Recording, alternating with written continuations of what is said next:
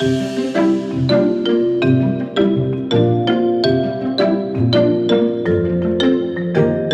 episode is part 2 of an interview with Ireland's CIO, Barry Lowry. And in our first interview with Barry, we talked about his approach to delivering digital government, the challenges faced when he first took up his role as CIO in 2016, when there was very little funding around post the crash, and how we've positioned ourselves as leaders in digital government in the EU. We're in 5th place, I think. Is that correct? So make sure to listen to part 1. It's riveting. So Barry, you're very welcome back to Transform Gov. Thank you. When you first became CIO, the number of citizens, we mentioned this earlier in the first interview, using MyGov ID was about 10,000. I think it's grown, would I be right, to 2.5 million? Yeah, heading towards 2.6. Which is, how about a percentage of our population? 65% of the adult population. Which is huge, right? Mm-hmm. And tell me, what do we do to really ramp up people registering for MyGov ID? So I mentioned in the first podcast that one of the roles that we have in OGCIO is a governance role. And what that means is that when a sizable project has been initiated by the department or within the HSE or whatever it happens to be, then it comes to us. It's called the Digital Government Oversight Unit. Mm-hmm. And we identified areas where they were talking about building a proprietary logon, and we encouraged them to talk to DSP and use MyGov ID. And the big player in that was the Department of Children and the National Childcare Scheme. And when they saw the opportunities around MyGov ID, they were very happy to use that because obviously there was a big correlation between child benefit and the National Childcare Scheme. Yes. The other big supporter early on was revenue. I've been singing their praises already. You think I know, they better enter it for an award this year. You think I had a tax return or something coming up, but they as a favour, agreed that they would let people use MyGov ID as an alternative to their proprietary logon. Okay, so they had an original logon that people, I remember. For revenue services. Yeah. So it was starting to stack up all of those. Department of Transport then came on board and were really helpful and so on. And we just started to see growth. And at the time, there was a lot of negative publicity as well. You know, I've mentioned before, you couldn't open your paper and read about the public services card without it being the infamous public services card, you know, the unpopular public services card and so on. But the thing was, that sort of media was not picking up the sentiment of the population who really liked it. And DSP were getting really high approval ratings from the public. It was making their life easier. I mean, absolutely. You know, nothing better than making your life easier. Yeah. And although we have an attitude, I suppose, about centralised government knowing everything we do and privacy, but we seem to be able to overcome it when it came to MyGov ID. MyGov ID and another thing that we did, which sort of came alongside that, was the Data Sharing and Governance Act, which was about full transparency and all data sharing across government. So that helped. COVID was an accelerator because just by the nature of physical transactions being shut down, people needed to do those transactions electronically. Online. Yeah. And some of those were new benefits, which were obviously introduced by the government during that time. So we actually had a situation where we had to try and do some form of emergency way that people could get a MyGov ID, and DSP were very good about supporting that as well. So all of these things, it was just constant momentum and acceleration. And before we knew it, statistics were clearly showing that something phenomenal was happening in Ireland. That, okay, it was from a low base, but we were the fastest growing country in the world in terms of take up and usage of this identity. And the unique thing about the Ireland identity is in other countries in Europe, the identity, the e-identity is co-owned, sometimes by the banks, sometimes by the telecoms companies and so on. In Ireland, every moving part is owned and controlled by government. And I think that creates a huge trust. Reserve your seat at the Ireland e-Government Awards and the Leadership Summit, taking place on the 19th of September 2024 at the Radisson Blu Hotel in Dublin 2. Early bird tickets available until the 19th of July. Full details at digitalgovawards.com. Why didn't we partner? I mean, why do countries partner? To me, it seems like it's such a core tenor of a government is to hold on to privacy and not be partnering with private sector when you don't need to. Because who owns it? I think a lot of it reflected the mood of the Irish people at the time. Whether it was fair, whether it was unfair, in 2016, the banks would not have been the most trusted part of our society. Now that you mention it, yeah. People trust retail to a greater or lesser degree. But there's a general acceptance that when you take out a store card, for example, all they're interested in is you've got a proper address and you've got a credit card, by and large. That's really quite shallow authentication of the person. If you're going to delve further into that, I think people want a trusted authority doing that. And the public service in Ireland is highly trusted. We're the most trusted, actually, in the OECD with the use of people's data.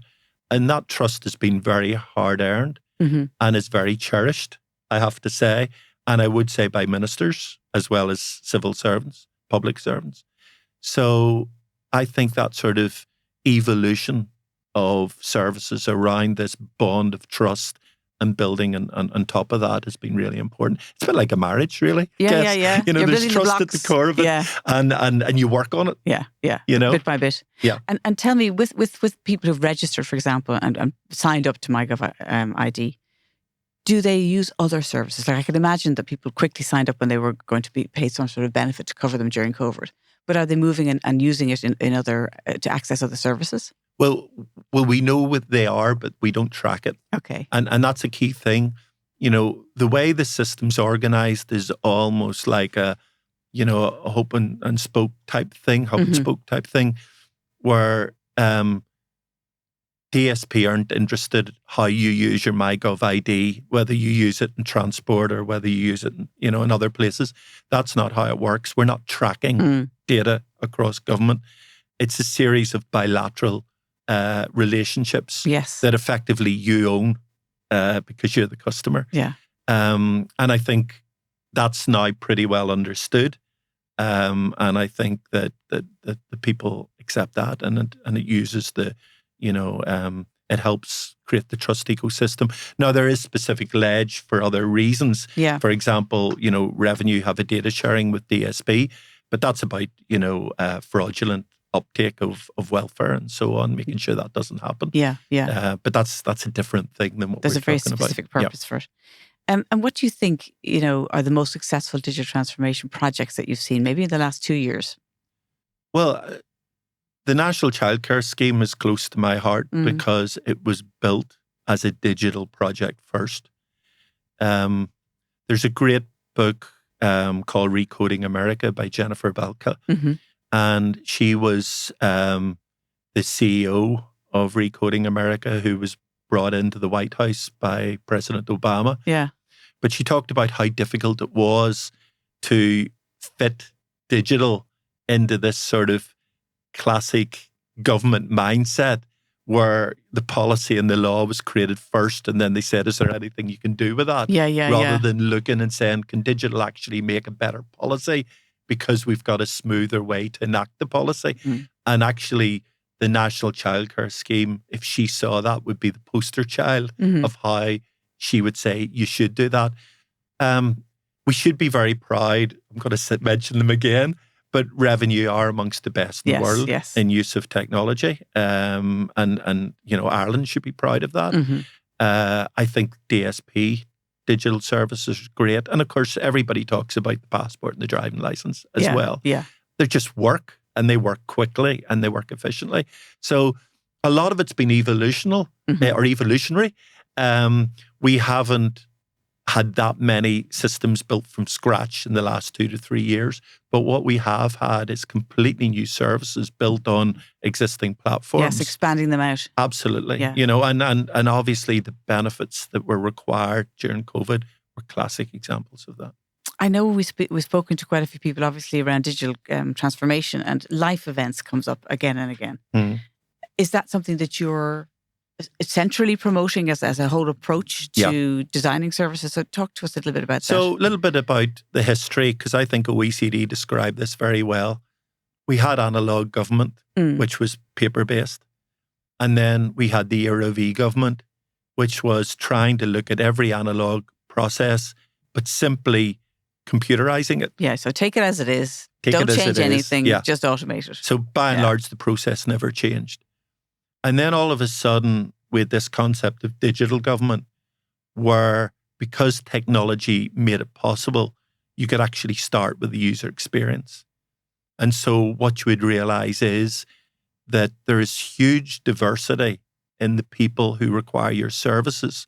So we need to create diversity in how those services are offered. So that's the digital government era, which most countries are now starting to move in or are in.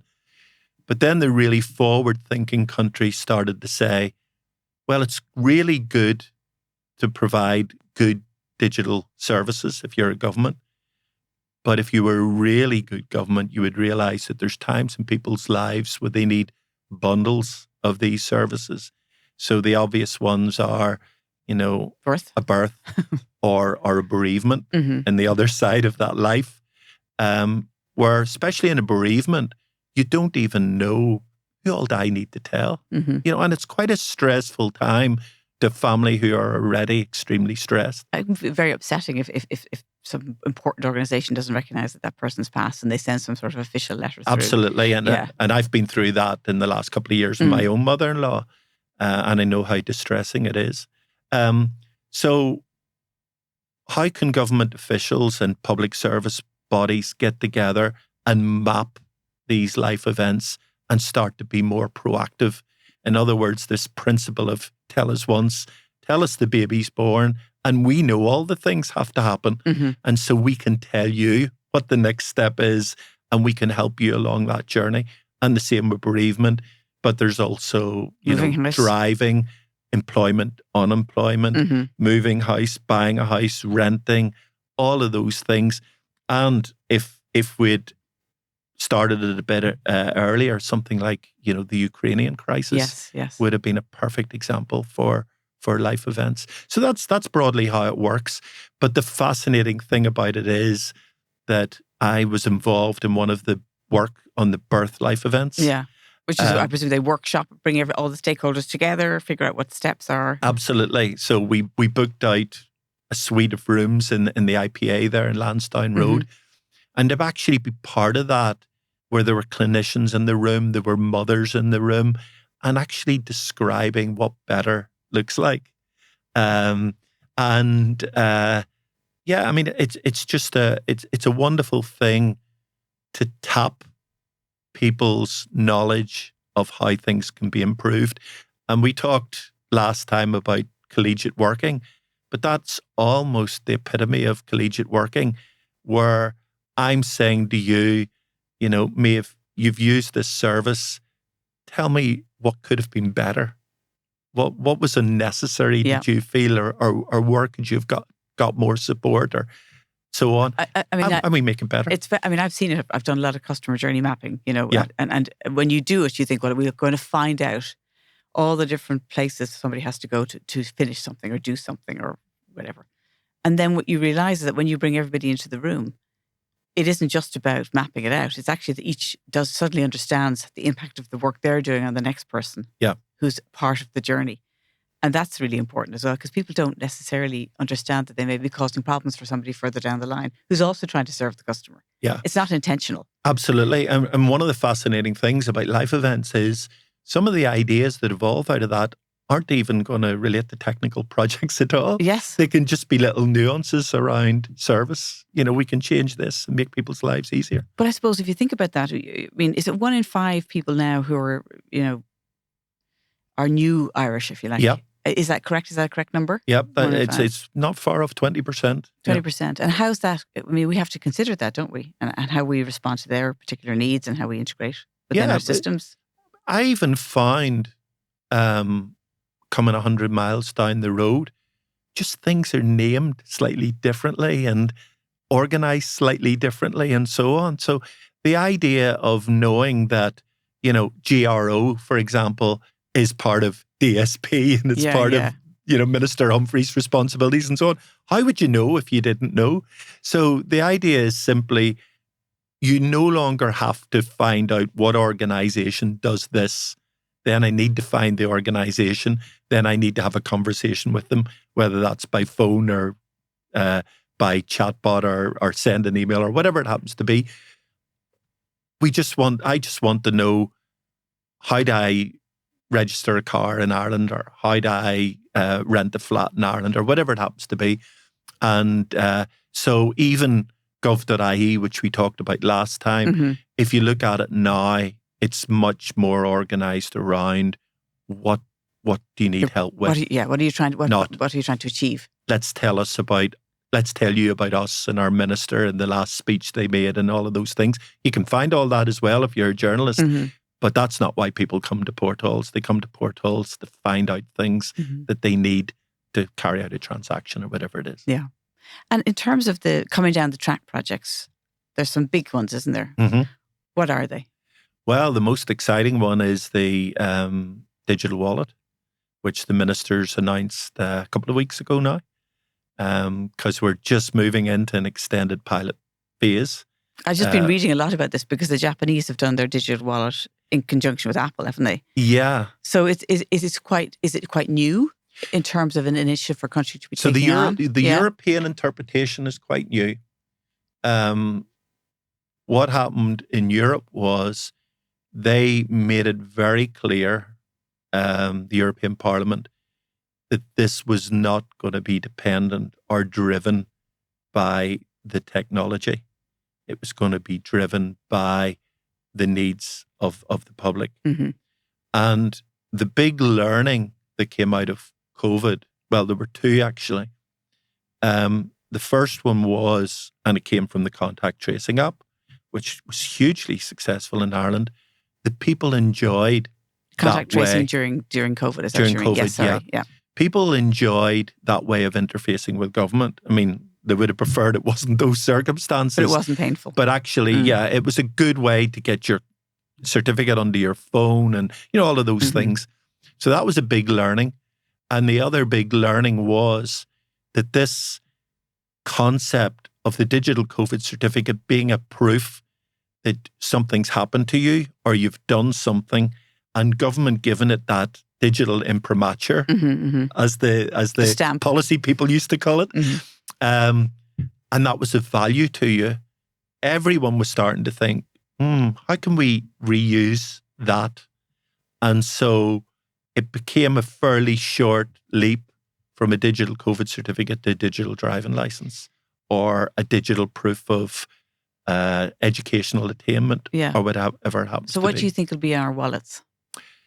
So the wallet's built, and at the moment it's focusing on two credentials. The first one is your identity credential. So who's that of benefit to? Well, young people who want to prove their age, or the parents of those young people. Passports. Who's sending them to, electric picnic without their passport. You heard Joe Nugent on his previous episode talking about big boxes full of people's passports being collected after the festivals. Absolutely. Whereas now we have the card. But the ID would be electronic. The ID would be electronic on your because they're going to have their phones with them. And then the other one is going to be the driving license. Interestingly enough, Europe planned to introduce a digital driving license in 2027, 2028. So Ireland is ahead of the curve on this because we want to get people comfortable with using it at at national level, which of course is so convenient, and so much easier Yes. for people. So yeah, they're the two, but we're hoping that by the time it gets to Q4, there'll be a health credential in there. Very good. That might be the EHIC. It might be some entitlement, some GP card or whatever it happens to be. And is there risks around it? I mean, is it are you feeling really confident, or what are you thinking? You're piloting it right now, is that right? Yeah, I mean, there's always risks around it. A wise person was once asked, how do I ensure that my technology is never hacked? And his response was, only run it within an enclosed room and be absolutely sure never switch it on, And of course, unplug it. Yeah, that's a trite answer, but actually there's a truth underpinning that. So of course there's going to be a risk, when government announces something very positive, that also alerts the bad people of this world as well as the good people. Of course. I mean, how many of us got those texts during COVID about confirming your identity so as your certificate could be sent, or your tax rebate could be sent, or whatever it happened to be. So that's the world that we're living in. So how do we make ourselves confident? Well, Ireland has some of the greatest cybersecurity companies in the world, and we're leveraging. Yeah. So we've got support client side, but then we've also got an independent, objective assessment of everything that we do. They produce reports, we fix it, they produce another report, and we basically create the strongest cyber security footprint that we can to protect this asset. But it won't be without risk. What we can do is say that if we look at it in the wider scheme of things, in terms of privacy, it brings huge number of benefits, because how it works is a technical term called zero knowledge proof. But what that means is that if you're an 18-year-old girl and you go into a bar, the doorman at the bar can scan your age credential. It will show your picture with a green tick to say you're over 18. Won't say your name, your address, anything else. That's called zero knowledge proof. Incredibly privacy enhancing. And if you look at something like government extending it to prove your identity for opening a bank account, you've already provided all that information to government. Well, there's a lot of people going whip hooray, because it can be really hard for the first time opening with a bank. I mean, really hard. Yeah. And when you think about it, what you're leaving with them is 3 bank statements from your previous bank, or your insurance details, your passport details.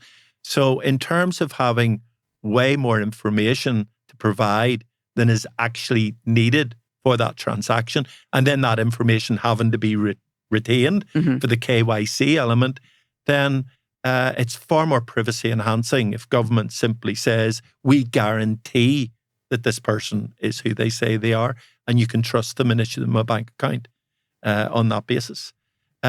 Because a true story happened to me. I was given a lecture at Trinity College, and it came to the Q&A bit, and this young guy put his hand up, and he told me that he'd come from France to work in Microsoft. This was a master's degree. And he couldn't open a bank account because he didn't have anywhere to live, and he couldn't get anyone anywhere to live because he didn't have a bank account. Yeah. And I said, you've got my full empathy, because I came 100 miles down the road and experienced exactly the same thing. Yes. I had to get a letter from my future employer to say that I was okay, and so I was able to get an apartment. But that was a nightmare. So enabling that to happen, because that's discriminating against actually the newbies in the country that you talked about. So giving them a much better journey is a fantastic thing. So I suspect that this will be popular, and I suspect that people will come forward with their own ideas about how we can use this technology to make people's lives easier. Sounds like a great focus group. Absolutely. And of course, we've got the live events and we set those focus groups up. So, it's not government moving in silos. It's trying to create this cohesive narrative about government making people's lives easier through the use of this incredible new technology. Reserve your seat at the Ireland e-Government Awards and the Leadership Summit, taking place on the 19th of September 2024 at the Radisson Blu Hotel in Dublin 2. Early bird tickets available until the 19th of July. Full details at digitalgovawards.com. AI coming down the track. That's why the last two questions. AI, what do you see? Does it worry you? Are you feeling really positive about it? What do you think we'll be doing with it? I'm really pleased with how the Act turned out. I was one of the people when this was first discussed thought, why do we need an Act? We've got GDPR. Over time, I realised that GDPR doesn't really help with fake news or, use of people's photographs inappropriately. We all saw the Pascal Donahue thing where his picture was used randomly in all these places.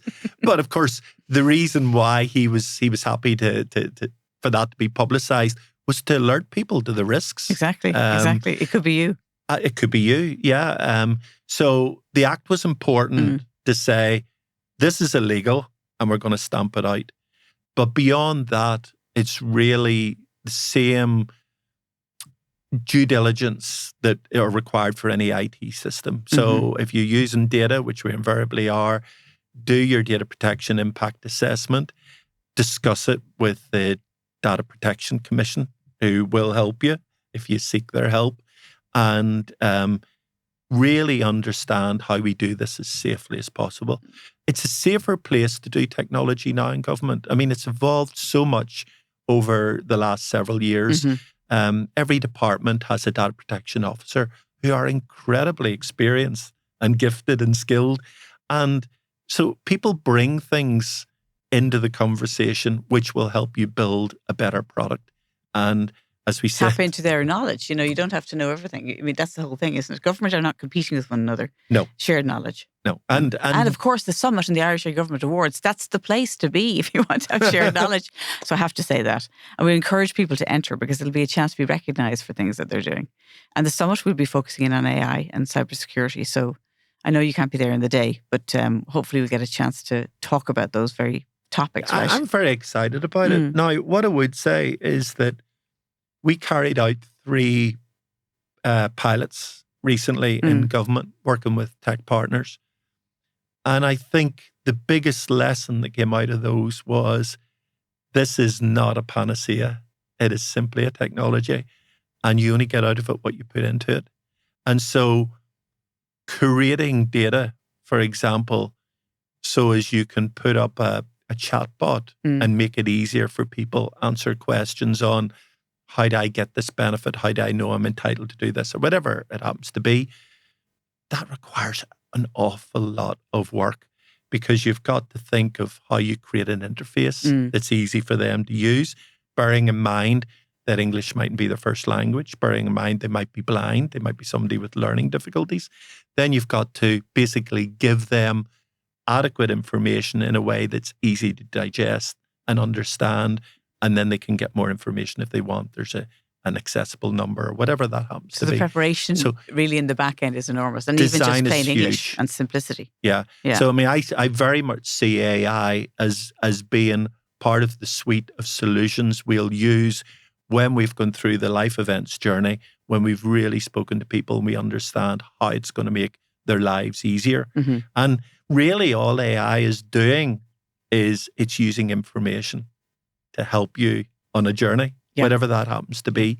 We all saw the hype at the start of 2023, and then we all saw these things like hallucination and so on, where the AI will give me a wrong answer with the same authority as it'll give me a correct one, and how do I know which is which, and so on and so forth. So it won't solve all our problems, but it is hugely beneficial, and certainly in areas like healthcare, where it's used as an assistant to the clinician, it will have huge benefits. Then again, just to your point, it has to be the information that's fed into it is accurate and correct. Yeah. And given within context. Yeah, well, and that's the work. One of the things AI is fantastic at doing once it's trained is, for example, we're seeing it in use with scans, to see things in scans that the human eye wouldn't easily see. Yeah.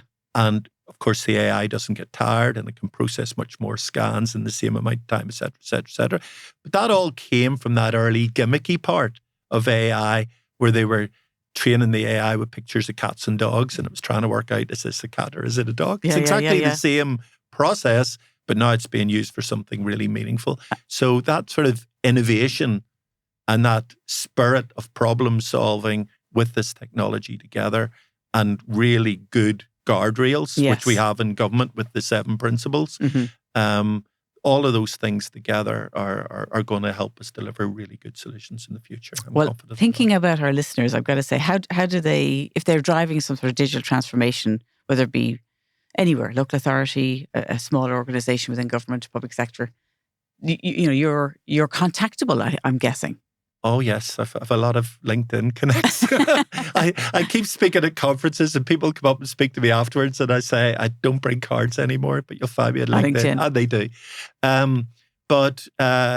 Yeah, I mean, I like to think that OGCIO as a brand now is pretty well known. I mean, we work really closely with local government, with health sector, with the guards. We have good relationships. And I think our attitude and what we bring to that relationship is respected and welcomed. But if people haven't met us, please contact us. We're more than happy to speak to you. Well, look, that was fantastic. So interesting. And I'm so glad that we got a chance to speak with you, not once, but twice. And thank you for being on Transform Gov, because you are a transformer, a real one.